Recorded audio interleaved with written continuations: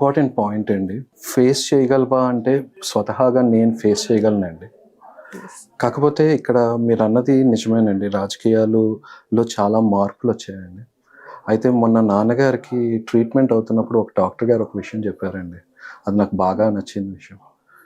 ఇప్పుడు నాన్నగారు లాంటి వాళ్ళు, వాళ్ళ సిద్ధాంతాలని వాళ్ళ ఆలోచనల్ని గానీ కాంప్రమైజ్ అయిపోయి ఈరోజు రాజకీయాలు ఇలాగే ఉన్నాయి అని చెప్పి, వాళ్ళు కూడా ఆ రాజకీయాలకి అంటే ఇప్పుడున్న రాజకీయాల్లాగే చేయాలి అన్న కాంప్రమైజ్‌కొచ్చేస్తేనండి, ఏదో ఒక రోజు మన సొసైటీకి నిజంగా మంచి నాయకులు అవసరమైనప్పుడు దాన్ని లీడ్ చేయడానికి నాయకులే కరువైపోతారండి. సమస్యలను అందరికీ ఉంటాయండి.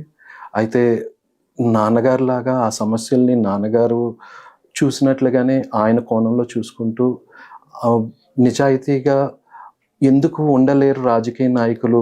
లేకపోతే ఎందుకు ఈ ఒత్తిడిని లేకపోతే మీరంటున్నట్లుగా ఈ ఈ ఇటువంటి పొల్యూషన్ ఇన్ పాలిటిక్స్‌ని ఎందుకు చేయకుండా ఉండలేము అన్న క్వెషన్‌కి నాకు ఆన్సర్ తెలుసుకోవాలని ఉందండి. సో, దానికైతే ఆ నాన్నగారు అడుగుజాడల్లో ఫస్ట్ నడుచుకొని దాన్ని ఎదిరించాలని ఉందండి. సో, ఆ పైన దైవాధీనం.